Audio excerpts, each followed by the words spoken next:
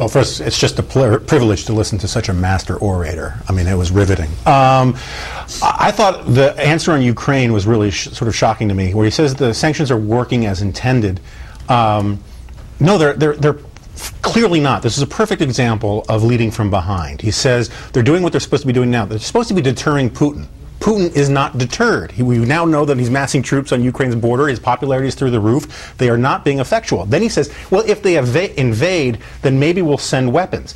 Maybe the point is if you send the weapons now, they won't invade. He seems to always want to play catch-up with events. Ron. Two things. One, did he say anything today that changed the dynamic in Russia or the Middle East? No. Did he say anything that would even give Hamas or Putin pause? No. And domestically, he again established himself, tried to position himself as the aggrieved compromiser. We saw from the polls today that the public doesn't buy it. AB.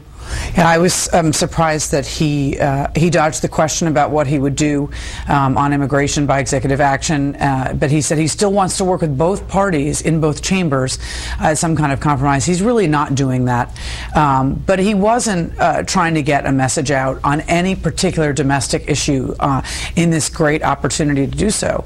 I was surprised he didn't have more questions on foreign policy. We expected him to take many more, but on the ones that he had, I agree.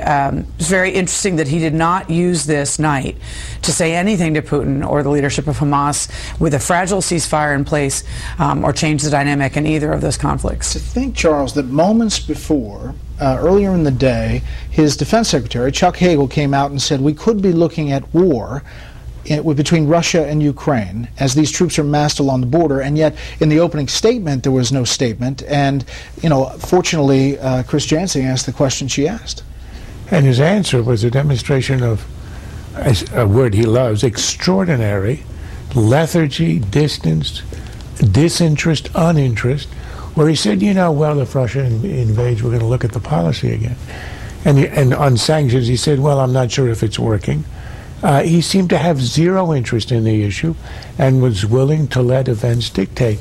This is really unbelievable. This is Russia, the one country that can deter Russia is ultimately the United States, and we're just saying we're going to watch. If that isn't a signal to Putin that he doesn't have to factor the United States in his calculations, I don't know what is. He was equally as sort of lethargic and disinterested and detached in talking about Hamas. He has no sympathy for Hamas. His own State Department says it's a terrorist organization. He said the placing of weapons among the civilians is irresponsible. It's a bloody war crime. I mean, there's no passion, there's no interest, there's nothing behind it. You have to wonder, why did he hold the press conference? I'm not sure that he advanced any issue at all other than to show adversaries, bad guys in the world, that you don't have to worry about this guy. He's going on vacation, he's grabbing the golf clubs, and he'll be gone for a month, and we'll see you when you come back. If Russia has taken over Ukraine, he'll deal with it when that happens. Stylistically, this is a guy who is an incredible writer when he's writing.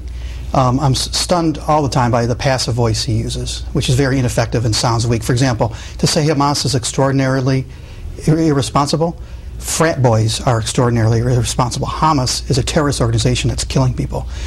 Words matter when you're trying to lead a country and try to lead a world. I'm stunned by how poorly he uses them. AB, quickly on Capitol Hill, the prospect of this executive order seems greater probably tonight than it was last night?